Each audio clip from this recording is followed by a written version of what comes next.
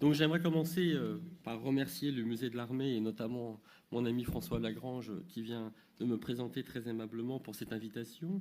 Donc comme vous l'avez compris, je vais évoquer avec vous la présence des mousquetaires sur scène au théâtre au XIXe siècle. Donc en fait c'est un sujet immense et je m'en suis vraiment rendu compte en préparant pour vous cette conférence parce que les mousquetaires sont très présents sur les scènes de théâtre du XIXe siècle. C'est un type de personnage qui plaît beaucoup au public et qui plaît encore. Il suffit de voir le fait que la salle est bien remplie et que je pense que vous irez tous voir l'exposition qui ouvre dans quelques jours. Et effectivement, donc, beaucoup de pièces ont exploité ce filon, filon dont l'inventeur, le découvreur, vous le savez, bien sûr, c'est Alexandre Dumas. Là, je vous ai mis comme première image une image d'Épinal, vous montrant un mousquetaire tel qu'effectivement on pouvait le voir sur les scènes de théâtre au XIXe siècle. Donc aujourd'hui, en fait, je ne vous présenterai que des exemples parce que je me suis rendu compte, comme je vous le disais à l'instant, que c'est presque un sujet de thèse de traiter des mousquetaires au théâtre au XIXe siècle. Et si je voulais en traiter de façon exhaustive, puisqu'en effet, on peut vraiment dire qu'il y a un répertoire de théâtre mousquetaire, un répertoire qui appartient donc au genre de KPDP, qu'on connaît avant tout pour le roman, mais il existe aussi du théâtre de KPDP, qui rentre dans la catégorie plus générale du théâtre historique, qu'appréciaient beaucoup les spectateurs du XIXe siècle, puisque bien sûr ces pièces se déroulent au XVIIe siècle, voire, vous le verrez, au XVIIIe.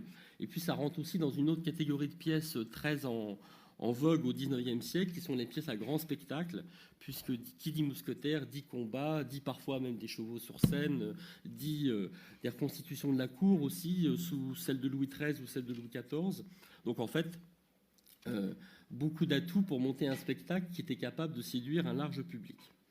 Alors, je le disais, et ça se comprend de soi-même sans même que je le rappelle, la vogue des mousquetaires sur scène, elle est lancée par Alexandre Dumas, qui lui-même va porter ses romans à la scène, et nous parlerons bien évidemment de ses adaptations des Trois Mousquetaires, enfin du cycle des Trois Mousquetaires par Dumas.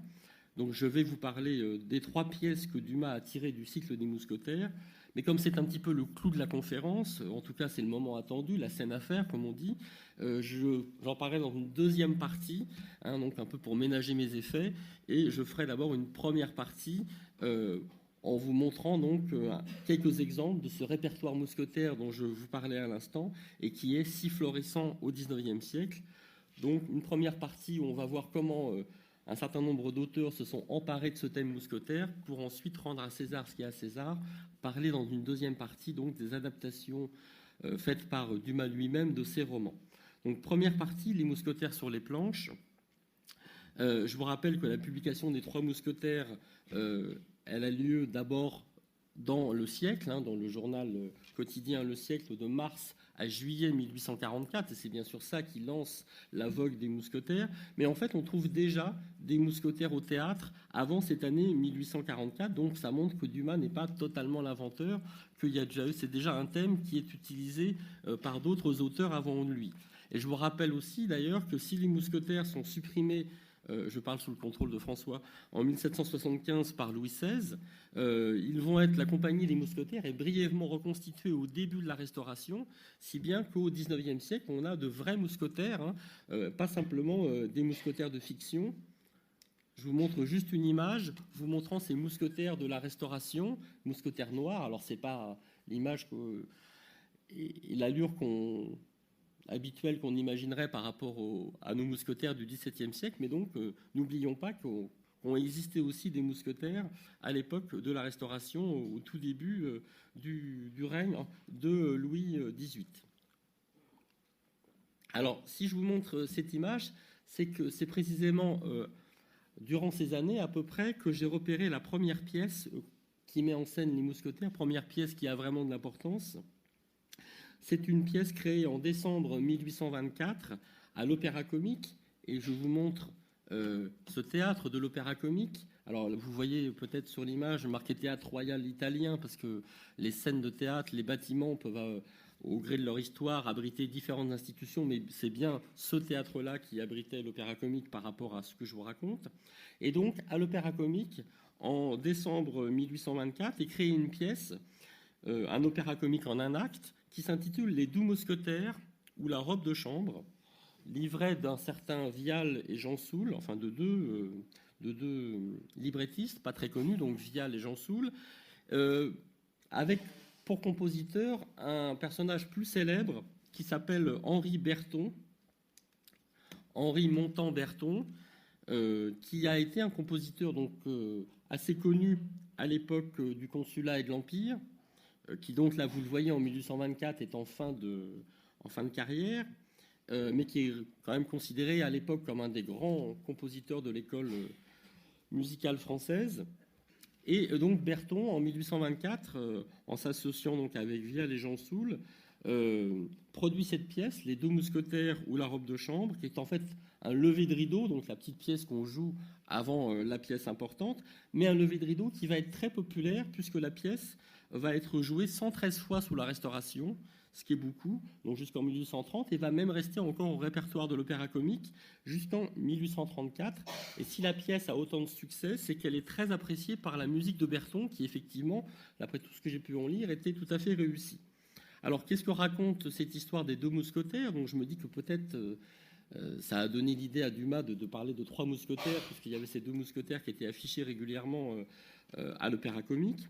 Ça raconte les mésaventures de deux mousquetaires, donc, qui s'appellent Florville et d'Hercourt, qui sont si pauvres qu'ils n'ont qu'un seul uniforme pour tous les deux. Et ça vous explique aussi le sous-titre de la pièce, donc, ou la robe de chambre, puisqu'en effet, d'Hercourt, l'un des deux, est obligé de signer son contrat de mariage en robe de chambre, puisque c'est son camarade qui a pris l'uniforme pour sortir.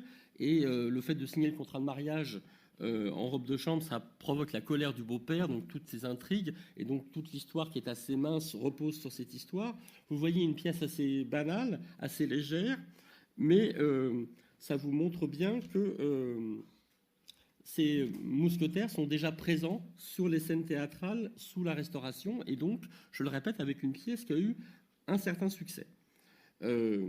Beaucoup plus important, sur ce même théâtre de l'Opéra Comique, une vingtaine d'années plus tard, va être créée en février 1846 une œuvre qui est d'un compositeur dont je pense, là, vous connaissez peut-être le nom, si vous n'avez pas forcément tous les jours l'occasion d'écouter sa musique parce qu'elle n'est plus beaucoup jouée. Ce compositeur, c'est Fromental Halévy, l'auteur de La Juive. Vous voyez d'ailleurs que sur cette caricature, on voit sous son encrier le rappel de sa principale œuvre, ce grand opéra La Juive qu'il avait écrit en 1835 avec Scribe. Halévy, je vous ai montré une caricature parce qu'il était très laid, donc je me suis dit qu'une photo ne serait pas une bonne façon de vous le montrer, donc sous forme de caricature, sa laideur passe mieux. Donc, en l'occurrence, Halévy nous intéresse par rapport à notre sujet, puisqu'en 1846, en février 1846, il va faire jouer à l'Opéra Comique un ouvrage qui s'intitule Les Mousquetaires de la Reine, opéra comique en 3 actes, livret de Saint-Georges, qui était un librettiste assez connu et assez important, donc musique de Fromental Halévy. Et cet ouvrage a vraiment eu un immense succès. Je vous disais tout à l'heure que Les Deux Mousquetaires ont bien marché, mais c'est rien en comparaison du succès des Mousquetaires de la Reine, puisque ces Mousquetaires de la Reine ont eu tellement de succès qu'on lit parfois que Halévy est cité au même titre que Dumas comme responsable de la vogue des mousquetaires au théâtre, donc comme si effectivement cet ouvrage avait eu autant d'importance que la parution des Trois Mousquetaires. Vous voyez que la pièce est créée, je vous ai dit, en 1846, c'est-à-dire après la publication des Trois Mousquetaires de Dumas. Et bien évidemment, c'est pour exploiter le succès du roman qu'on a choisi ce titre pour la pièce, puisqu'en effet, au départ, cet opéra comique devait s'appeler Une nuit blanche. Et puis il se trouve que le titre de la pièce, comme ça arrive parfois, a été pris par une autre pièce des auteurs qui ont été plus rapides pour créer leur ouvrage, c'était un vaudeville. Et donc il a fallu changer le titre de la pièce, et du coup, Saint-Georges et Halévy se sont dit que ça serait bien, en fait, de transformer le héros en mousquetaire, alors qu'au départ, il n'était pas mousquetaire. Et pour ça, donc, on n'a pas hésité à inventer cette compagnie des mousquetaires de la Reine, qui, je ne suis pas spécialiste de l'histoire des mousquetaires, mais qui a priori n'existe pas. D'ailleurs, Théophile Gautier, dans le feuilleton qu'il a écrit sur cet ouvrage, a cette remarque, je vous le cite. « Nous avons beaucoup entendu parler de mousquetaires gris, de mousquetaires noirs et de mousquetaires à pied. Mais y a-t-il jamais eu des mousquetaires de la Reine ? grave question sur laquelle nous prierons Alexandre Dumas de nous éclairer à la première occasion.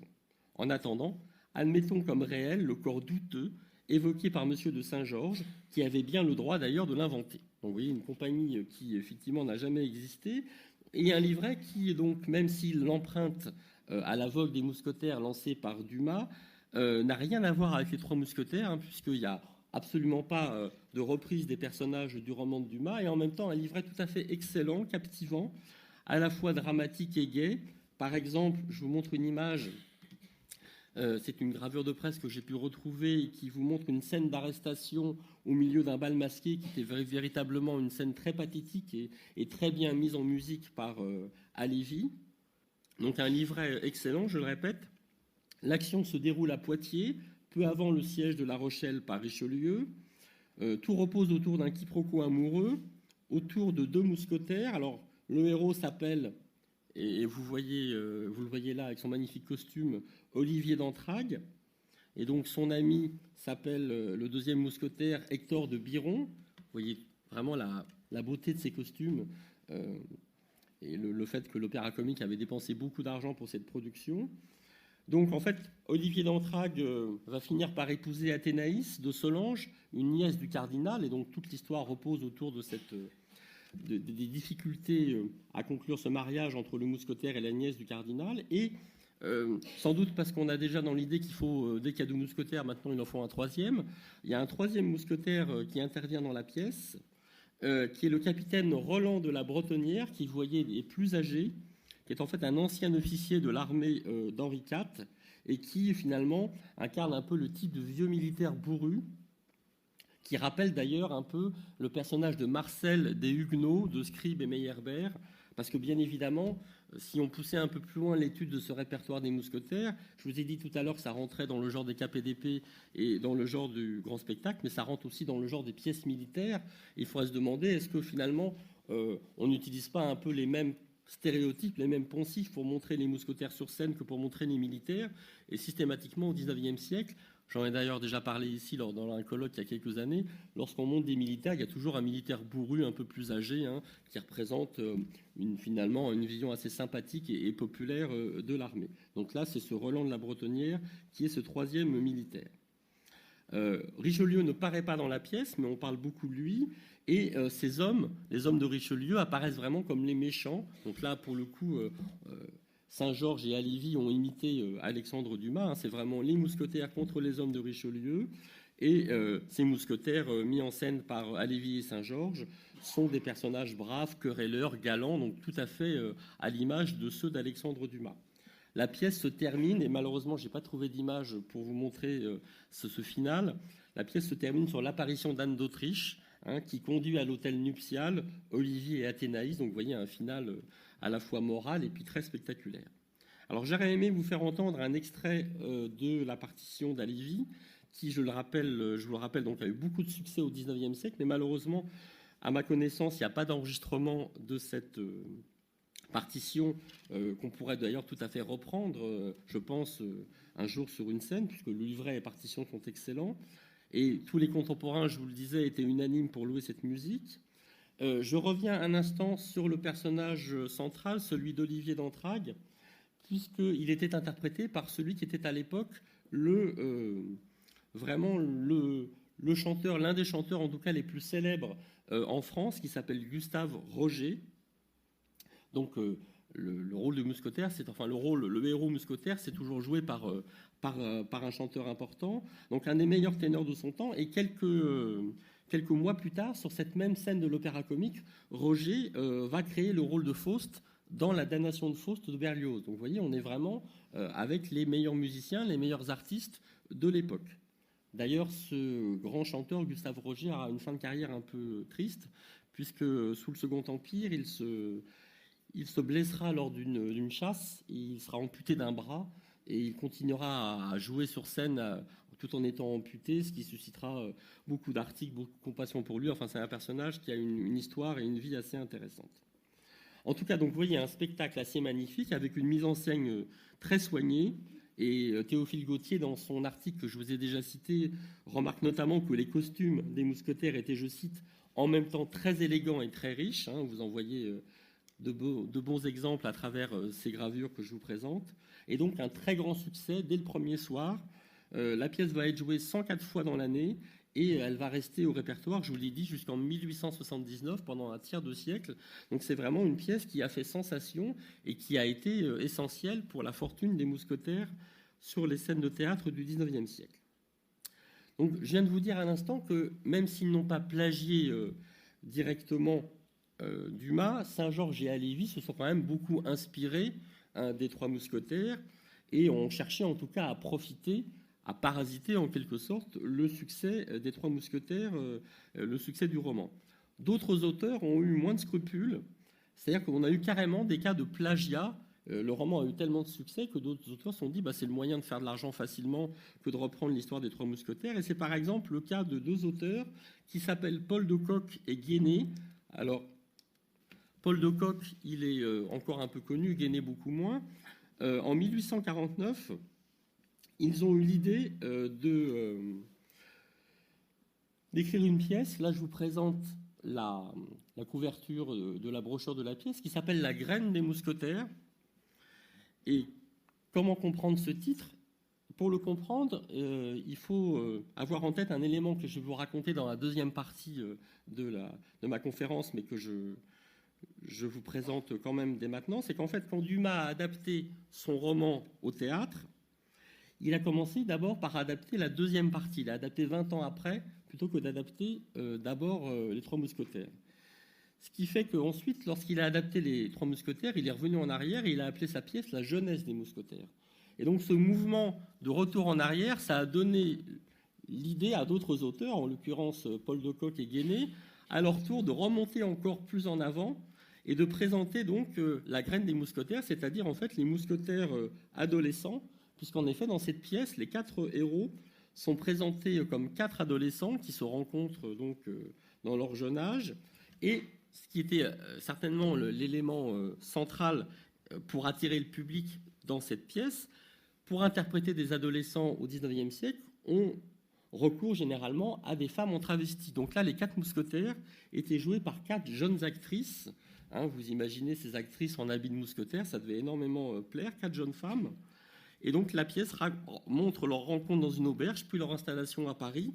Et pour le coup, c'est vraiment un plagiat éhonté du roman de Dumas, qui donc n'a pas touché un centime sur cette pièce, puisque c'est bien l'affaire des Ferrets qui fait le nœud de l'intrigue, mais les Ferrets ont été transformés en une bague, Buckingham est devenu un simple comte, Anne d'Autriche une marquise, Constance Bonacieux une certaine Hélène qui est une voisine de d'Artagnan.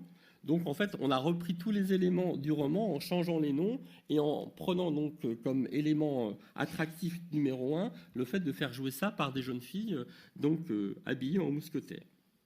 Et ce qui est intéressant par rapport aux mentalités de l'époque, et ça vous montre que la notion de droit d'auteur, de propriété n'était pas la même par rapport à celle qui est la nôtre, c'est qu'en fait le procédé n'a pas paru choquant du tout.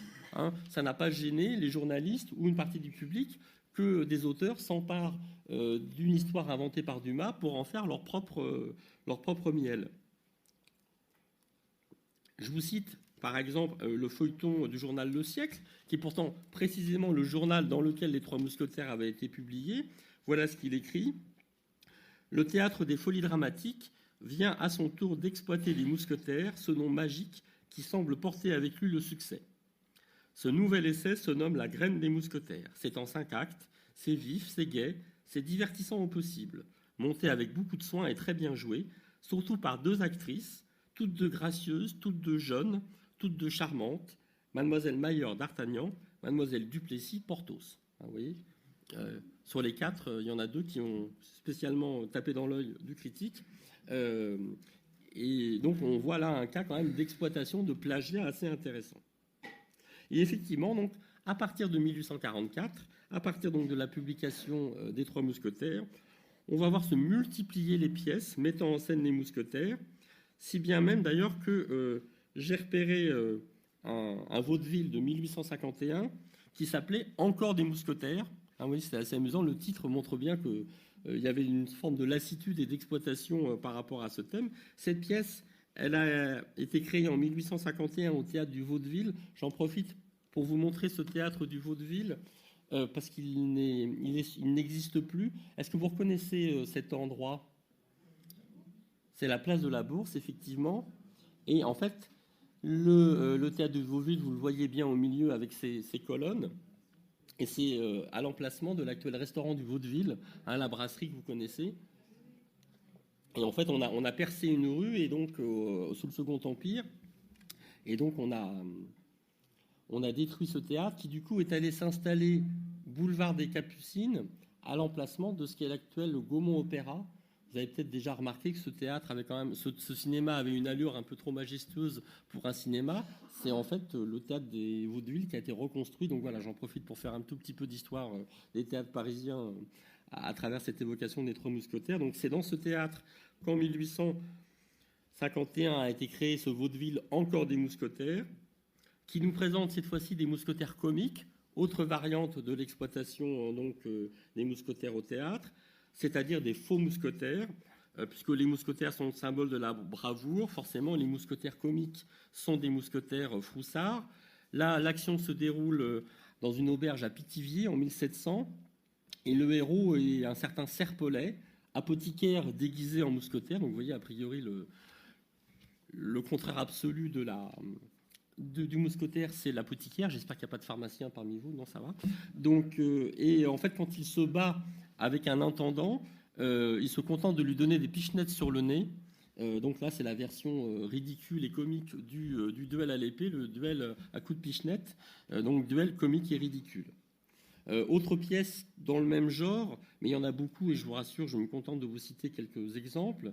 Une pièce créée cette fois-ci au théâtre du Gymnase, et là aussi j'en profite pour vous montrer une image de ce théâtre du Gymnase qui lui n'a pas changé et qui même, vous l'avez sans doute vu, a été restauré récemment et qui est vraiment magnifique. Si vous passez boulevard Bonne Nouvelle, arrêtez-vous pour regarder la restauration du théâtre du Gymnase qui a retrouvé toute sa beauté.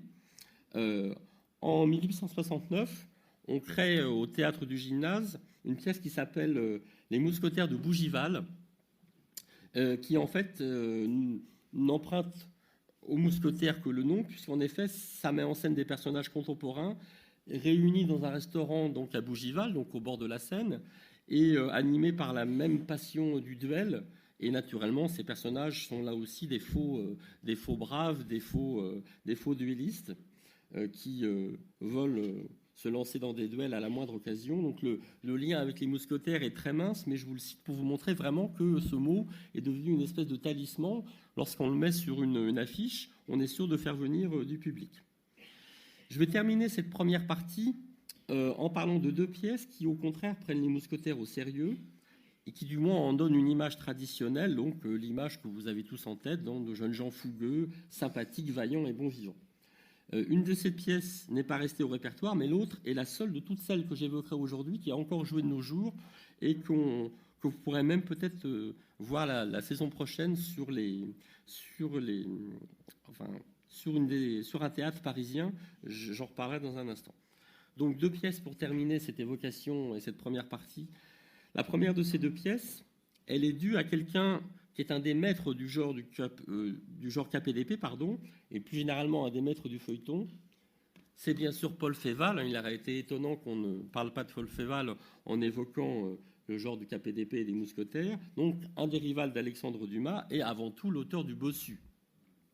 Alors Féval est intéressant pour notre sujet parce qu'il montre bien les liens étroits qui existent entre théâtre et roman feuilleton. Puisqu'en effet, et ça c'est un élément pas très connu, le Bossu, avant d'être un roman, était d'abord un projet de pièce qui devait être écrite par Féval et Victorien Sardou. Je pense que vous connaissez tous Sardou, qui alors était un auteur débutant et qui allait devenir un des maîtres de la scène française. Finalement, les deux hommes avaient abandonné le projet pour des raisons diverses, et c'est Féval qui a repris le projet du Bossu seul pour en faire un roman. Roman publié en 1857 dans le journal Le Siècle, donc celui qui avait publié Les Trois Mousquetaires. Et naturellement, le roman a eu tellement de succès qu'on a voulu en faire une adaptation théâtrale. Alors, Féval a redemandé à Sardou s'il voulait reprendre le travail en commun pour faire cette adaptation. Sardou, finalement, avait évolué dans sa carrière et n'avait plus envie de faire ça, donc il a dit non. Et c'est donc avec un autre auteur qui s'appelle Anicet Bourgeois, un auteur assez aguerri, que la pièce a été écrite. Et en septembre 1862, au théâtre de la Porte-Saint-Martin, on a créé l'adaptation théâtrale du Bossu. Donc vous voyez ici une scène du prologue, hein, le bébé qu'on voit dans les bras du personnage, c'est la fameuse Aurore qui a été enlevée au début. Enfin, je ne vous refais pas l'histoire du Bossu, vous connaissez ça aussi bien que moi. Et cette pièce, donc le Bossu, adapté au théâtre en septembre 1862 au théâtre de la Porte-Saint-Martin, a eu vraiment un triomphe absolu, hein, 254 représentations d'affilée, de nombreuses reprises. Et celui qui jouait le rôle de Lagardère, c'est un acteur qui s'appelait Mélingue, M-E accent aigu, L-I-N-G-U-E, pardon, je bafouille, et retenez ce nom parce qu'on va le retrouver tout à l'heure. Et Féval va chercher à renouveler ce succès théâtral et il va écrire, toujours avec Anicet Bourgeois, une pièce qui s'appelle Le Mousquetaire du Roi. Donc vous voyez là encore une gravure d'une des scènes de l'œuvre. Donc un drame en 5 actes et 8 tableaux, créé au Théâtre de la Gaîté en 1865. Alors en fait, la pièce n'a eu qu'une 50aine de représentations parce qu'elle n'a pas vraiment marché. Bon, même si ça n'a pas été un four, ça n'a pas été un gros succès. Mais là, on voit clairement que Féval a cherché à aller directement sur les plates-bandes de Dumas en proposant à son tour une grande pièce de KPDP mettant en scène un mousquetaire. Pour que vous compreniez un peu ce qu'est l'œuvre, je vous lis un extrait d'une critique parue dans Le Monde Illustré. L'action se passe encore sous la Régence, comme pour le Bossu. Époque chevaleresque, propice aux enlèvements, aux coups d'épée, aux conspirations. Je sais bien, par exemple, que c'est toujours la même conspiration, le même enlèvement et les mêmes coups d'épée. Mais qu'importe. Il paraît que l'intérêt est toujours là. L'intérêt est également aux mousquetaires, ces invulnérables et ces joyeux grands dénoueurs d'aventures. Les auteurs du drame nouveau ont cherché à concilier ces deux intérêts. Ils y ont réussi. Leur mousquetaire de la Régence en vaut 3 à lui seul. Il se nomme Gaston de Chavannes et il aime mademoiselle Gabrielle de Biossac. Il se bat pour elle et il est arrêté. On le déporte à Saint-Domingue et son amante se jette à l'eau. Il perd la raison et on le ramène en France. Il devient amoureux d'une autre femme et Gabrielle de Biossac ressuscite. Enfin, il se marie et il est heureux. Ce mousquetaire, rouge s'il vous plaît, est joué avec infiniment de noblesse par M. Berton. Les deux femmes dont il s'éprend, tour à tour, ne font qu'une seule personne, incarnée par Mlle Lia Félix, cette comédienne d'une distinction native. Lia Félix, entre parenthèses, c'était la sœur de Rachel, hein, la grande tragédienne. Un autre journal, à propos de cette pièce, écrit « Les mousquetaires font bien sur une affiche, ils portent bonheur. Dumas et Halévy leur ont fait cette réputation. » Vous voyez qu'on retrouve l'Halévy des mousquetaires de la reine. Voilà pourquoi, sans doute, le Théâtre de la Gaîté nous offre le mousquetaire du roi.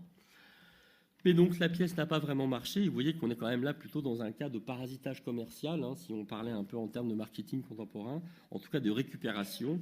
Et donc, ce héros, ce mousquetaire du roi, ce mousquetaire de la Régence, Chavannes, n'a pas réussi donc à rejoindre D'Artagnan et Lagardère au panthéon des héros de KPDP. Plus réussi est la carrière de la dernière œuvre dont je vous parlerai pour cette première partie, avant d'en arriver à Dumas.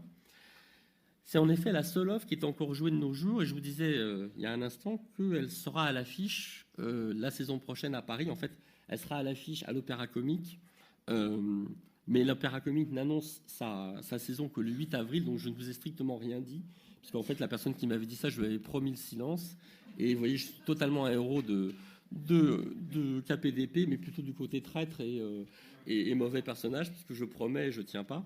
Mais donc, cette pièce... Je n'ai rien dit, mais vous savez. Donc cette pièce, en fait, c'est Les Mousquetaires au couvent, hein, que certains d'entre vous ont sans doute déjà vu. Opéra comique en 3 actes, livret de Ferrier et Prével, musique de Louis Varnet. Donc voilà, Louis Varnet, ce compositeur. Cette pièce, elle a été créée au Théâtre des Bouffes parisiens, le théâtre créé par Offenbach, en mars 1880, donc d'ailleurs quelques mois avant la mort d'Offenbach. En fait, Varnet a écrit, enfin Varnet, plutôt les librettistes Ferrier et Prével ont écrit cette pièce en copiant une autre pièce plus ancienne qui s'appelait L'habit ne fait pas le moine, qui avait été créée en 1835 au Théâtre du Vaudeville et dont l'action se passait déjà sous Louis XIII, mais mettait en scène des carabiniers.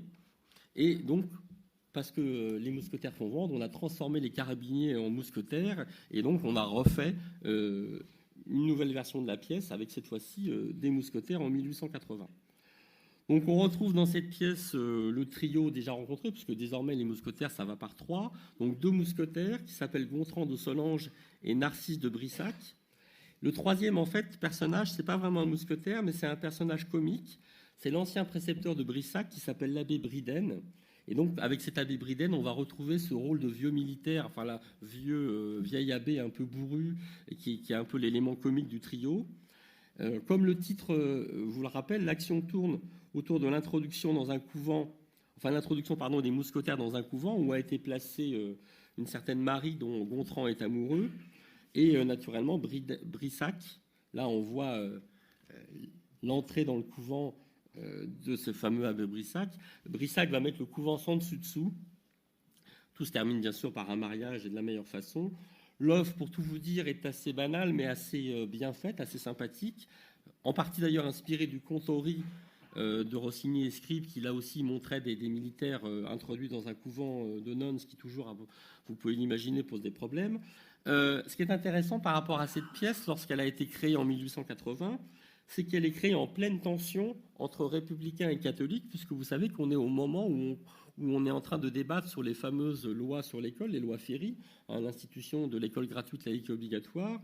Et donc ce contexte a un peu perturbé la pièce. Hein, le critique du Figaro, journal très à droite à l'époque, écrit « De la vie générale, il y a là-dedans trop de religieuses et trop de moines ». Effectivement, ça. Et il ajoutait « L'ouvrage manque d'opportunisme ». Mais en fait, malgré le fait que l'ouvrage politiquement était un petit peu en porte-à-faux, la qualité, l'entrain, la qualité de la musique, la gaieté de l'œuvre fait que l'œuvre a finalement bien marché. Là, je vous montre une affiche qui est une affiche en fait d'éditeur. Hein. Ce n'était pas une affiche qu'on voyait dans les théâtres, mais dans les librairies musicales où on pouvait acheter la partition. Et on voit donc l'abbé Briden. Donc, je vais juste vous présenter l'extrait pour on va l'écouter. Ça nous permettra de terminer notre première partie. Cet extrait, c'est l'air de Brissac pour faire un brave mousquetaire. Et en fait, j'ai pris un enregistrement assez ancien de 1957 pour avoir le grand plaisir de vous faire entendre un chanteur que j'ai eu la chance de fréquenter, qui est un personnage extraordinaire, qui est Gabriel Baquier. Donc, on va écouter Gabriel Baquier chantant ses couplets. Ça dure 2 minutes 15.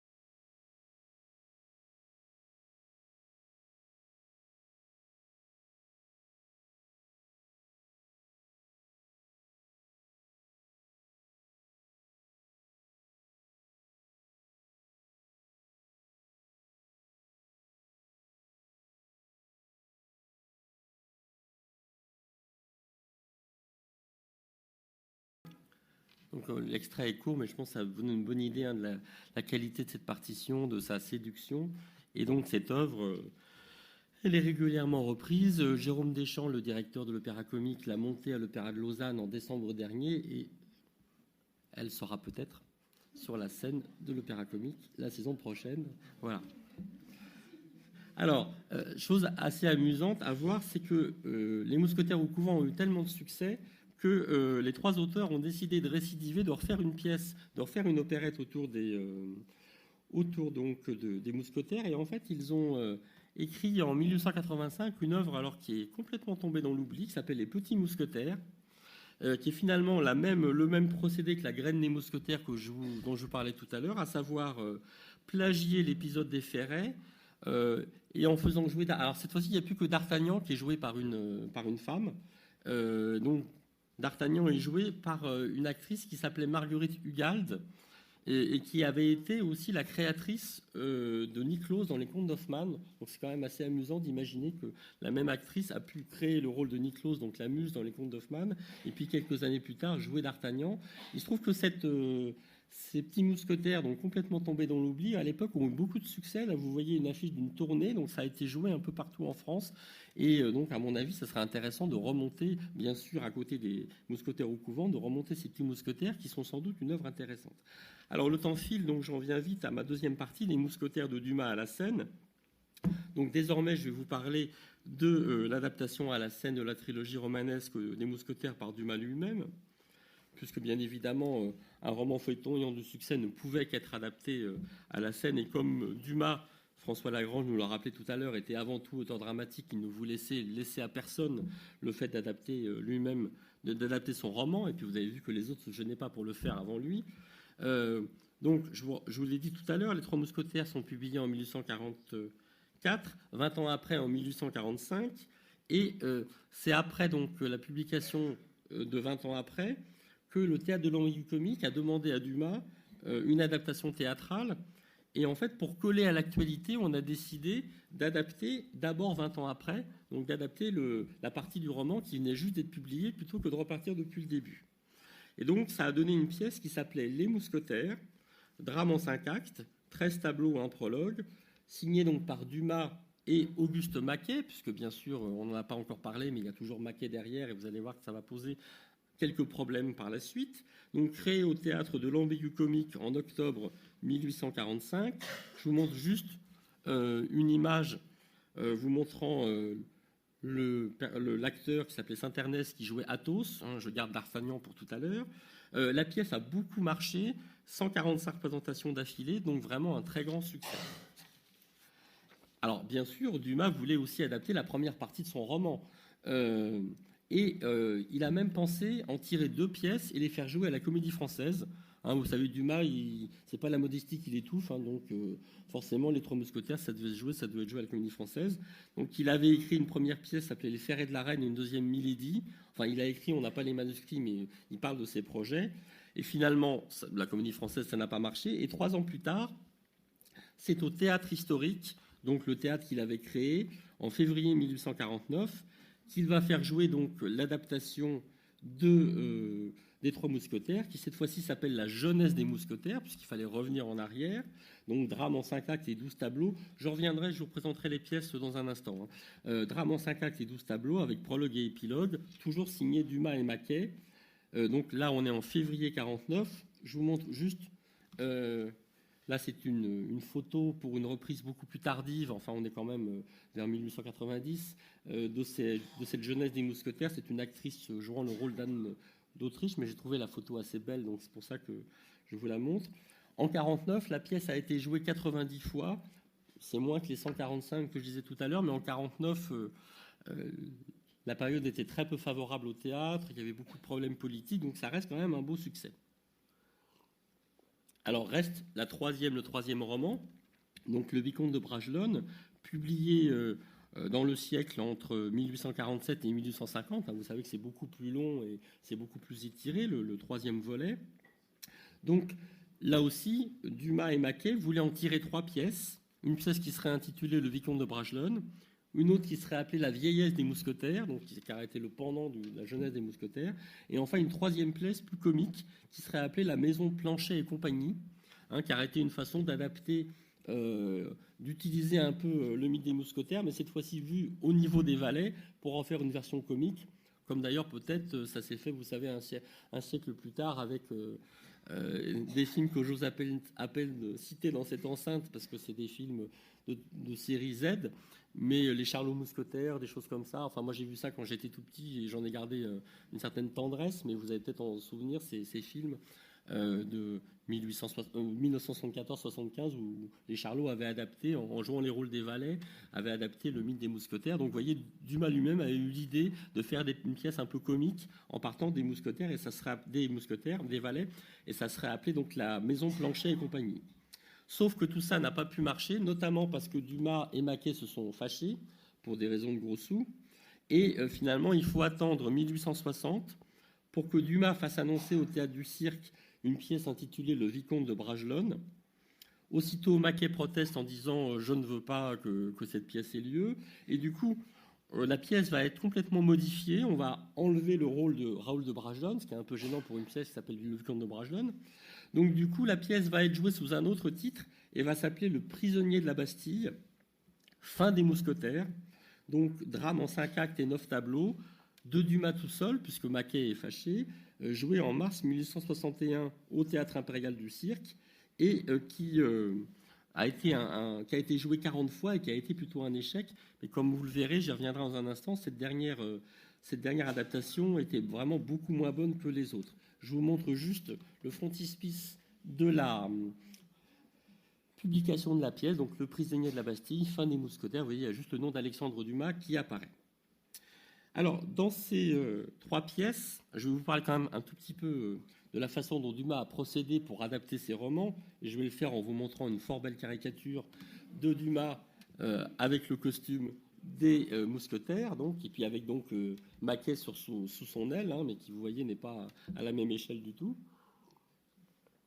Donc, dans ces 3 pièces, Dumas procède bien sûr à un travail de simplification. L'action est considérablement resserrée, soumise à une logique théâtrale qui l'amène à supprimer beaucoup d'épisodes, notamment beaucoup de duels sont contractés ensemble, il n'y a plus qu'un ou 2 duels par pièce, et on accélère le rythme énormément. Vous verrez, je vous citerai tout à l'heure une citation très amusante de Théophile Gautier par rapport au rythme. Alors, ça restait quand même des pièces très longues, c'est-à-dire que c'est très différent des adaptations au cinéma, parce que quand même, les pièces duraient entre 5 et 7 heures. Les mousquetaires, on rentrait dans la salle à 18h30 et on en ressortait à plus d'1 heure du matin. Donc, d'ailleurs, personne n'assistait à tout en entier, c'était impossible. Mais effectivement, donc, on contracte, mais sur un format qui reste encore assez long. En plus, Dumas sait qu'il écrit pour un public qui a lu les romans. Donc, il n'a pas besoin de tout expliquer puisque les gens ont déjà lu les romans.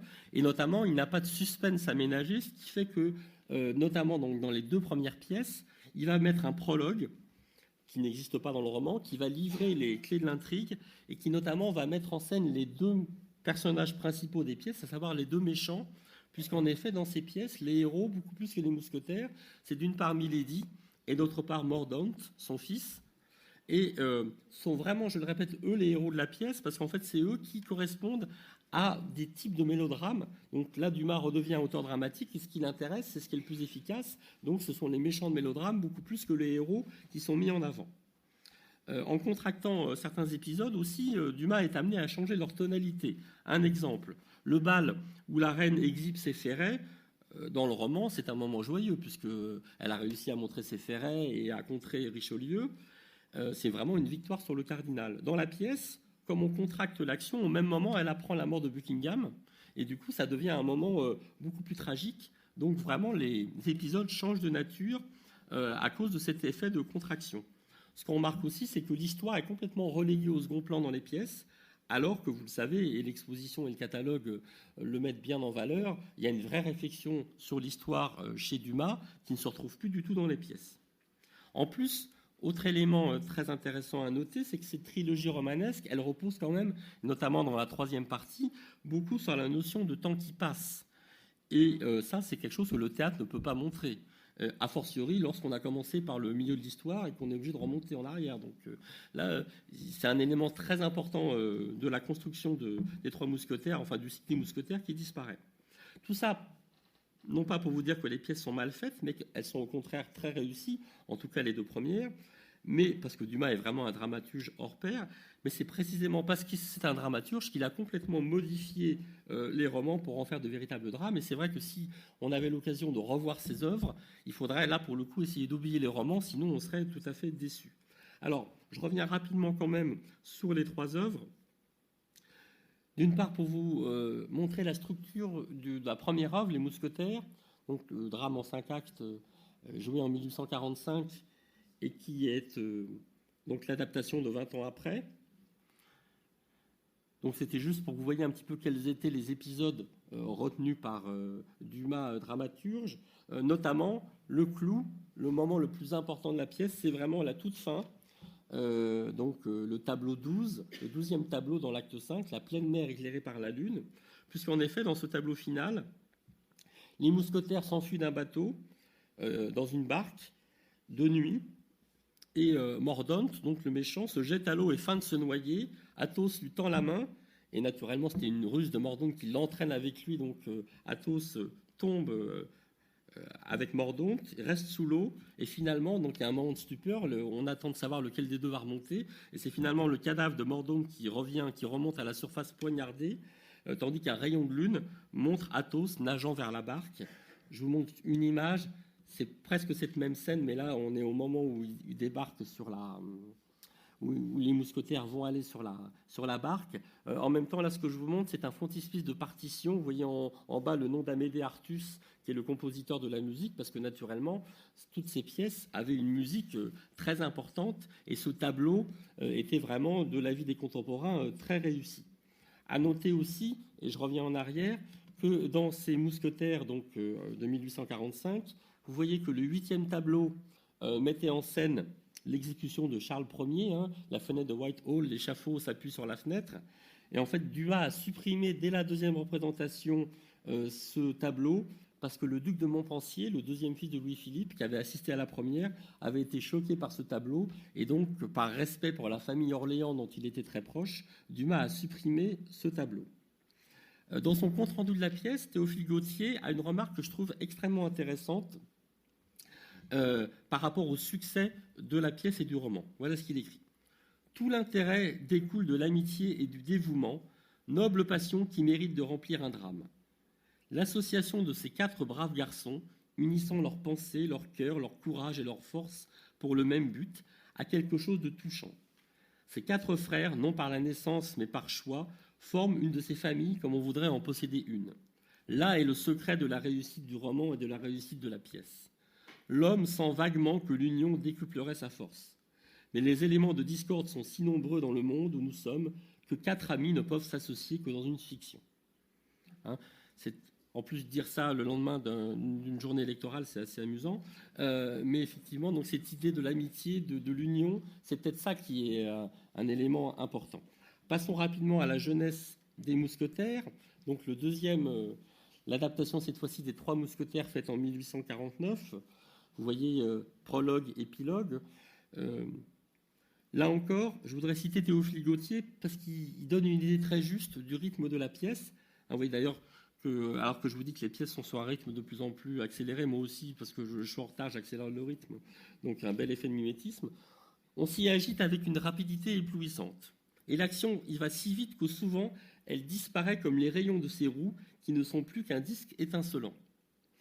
On va, on vient, on court, on monte, on descend, on se bat, on s'embrasse, on se poignarde, sans jamais reprendre haleine. Personne ne s'assoit. Les acteurs se jettent en courant une moitié de phrase, un mot, une exclamation, dont ils n'ont pas le temps d'entendre la réponse. À peine avez-vous ouvert les lèvres qu'ils sont déjà en selle et ont fait 30 lieues. À travers 3 ou 4 changements de décoration, c'est tout au plus si Porthos s'attable pour boire et si Buckingham s'agenouille pour faire sa déclaration d'amour à la belle Anne d'Autriche, la reine aux blanches mains. Jamais l'activité ne fut poussée plus loin. Et alors j'aimerais vous passer maintenant un extrait d'une dramatique qui a été tournée par le RTF en 1859, ça va durer 5 minutes, une dramatique faite par Claude Barma, qui a l'intérêt d'être une adaptation non pas des Trois Mousquetaires, mais de la jeunesse des Mousquetaires, donc d'être une adaptation de la pièce. Et vous allez voir cet extrait qui dure 5 minutes, met en scène d'Artagnan et Planchet. Et vous allez voir aussi que tout tourne autour d'un jeu de scène, autour d'une trappe, qui est bien sûr un élément typiquement théâtral. Donc, vous avez déjà eu, je le sais, une conférence sur les Trois Mousquetaires au cinéma, et je crois d'ailleurs même que cette œuvre avait été évoquée. Mais là, je l'évoque parce que c'est l'adaptation de la pièce, et ça vous donne une idée de cette transformation du roman par Dumas lui-même en pièce de théâtre. Donc, on va regarder ensemble cet extrait, et vous allez voir que les deux acteurs que je vous présente ne sont pas n'importe qui.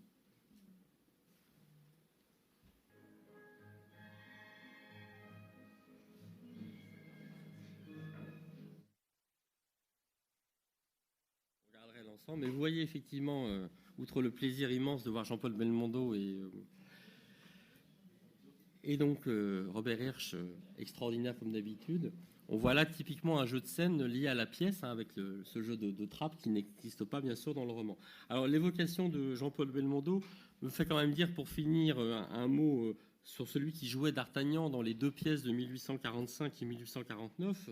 En fait, cet acteur donc, qui s'était vraiment identifié au personnage de d'Artagnan, c'est celui que je vous citais tout à l'heure, Étienne Mélingue, donc 1808-1875, très célèbre acteur de drame, qui a fait donc carrière à Paris à partir de 1834, à la Porte Saint-Martin, à l'Ambigu-Comique, au Théâtre Historique, qui était d'ailleurs aussi peintre et sculpteur. C'était un personnage assez extraordinaire. C'est lui donc qui a créé le rôle de d'Artagnan en 45, en 49. C'est lui aussi, rappelez-vous, qui a créé Lagardère dans Le Bossu.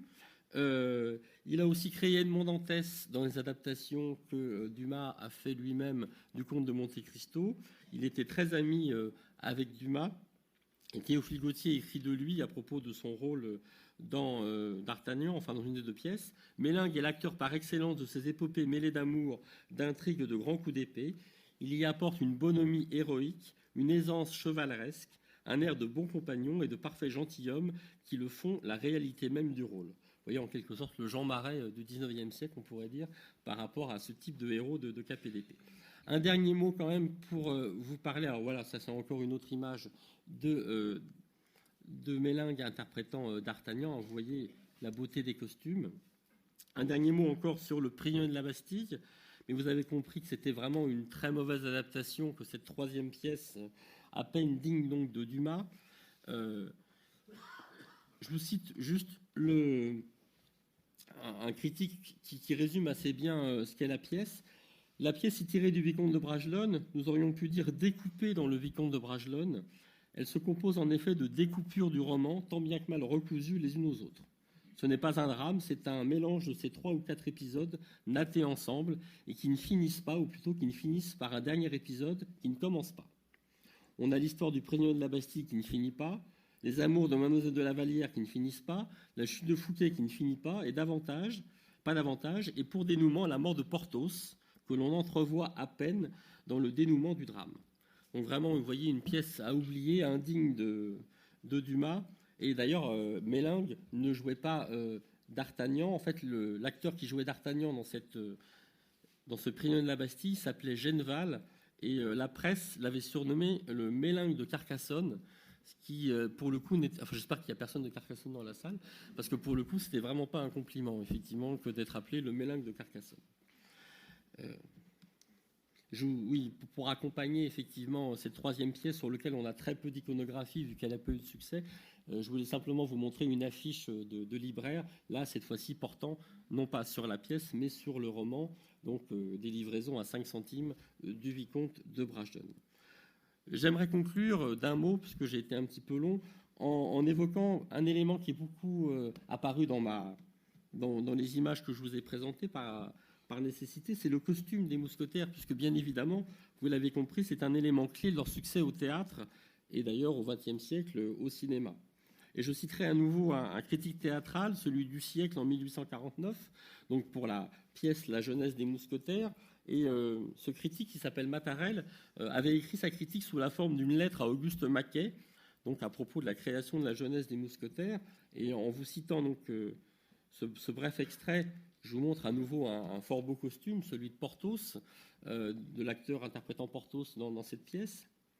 Vous n'avez pas idée, mon cher ami, de l'effet produit par ces beaux et éclatants uniformes des mousquetaires.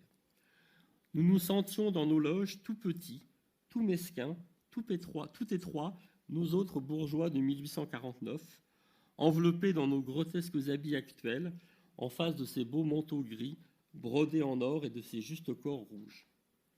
Alors je ne sais pas si nos habits de 2014 sont aussi grotesques que ceux des spectateurs de 1849, mais je crois que même s'ils sont améliorés depuis un siècle, ils ne peuvent pas lutter avec ceux des mousquetaires.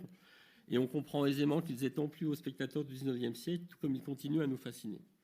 D'ailleurs, je crois que ce n'est pas près de finir et que les mousquetaires ont encore de beaux jours devant nous, au théâtre, bien sûr, mais aussi au cinéma, à la télévision, en bande dessinée, dans les jeux vidéo et sur toute une autre série de supports qu'on ne peut pas encore imaginer, mais où ils trouveront leur place, j'en suis certain. Je vous remercie.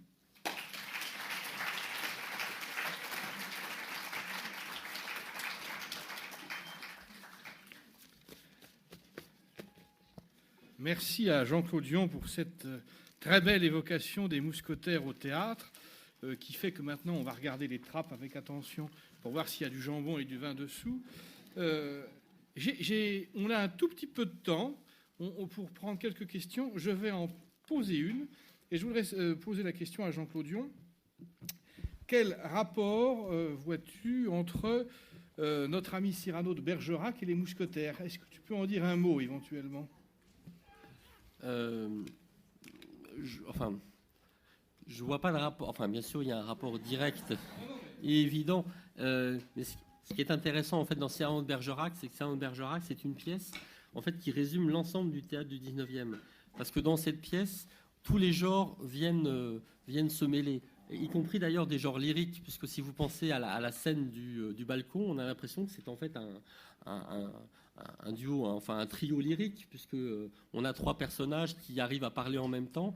Et donc, Cyrano, c'est en fait une pièce qui résume tout le théâtre du 19e et qui intègre aussi donc cet héritage des mousquetaires et de Dumas. Donc c'est plutôt par ce biais-là que je verrais Cyrano comme une pièce... pour moi, c'est vraiment la pièce testament du 19e siècle où tout se retrouve, et donc notamment les mousquetaires. Voilà, c'est la réponse que je pourrais faire. Merci bien.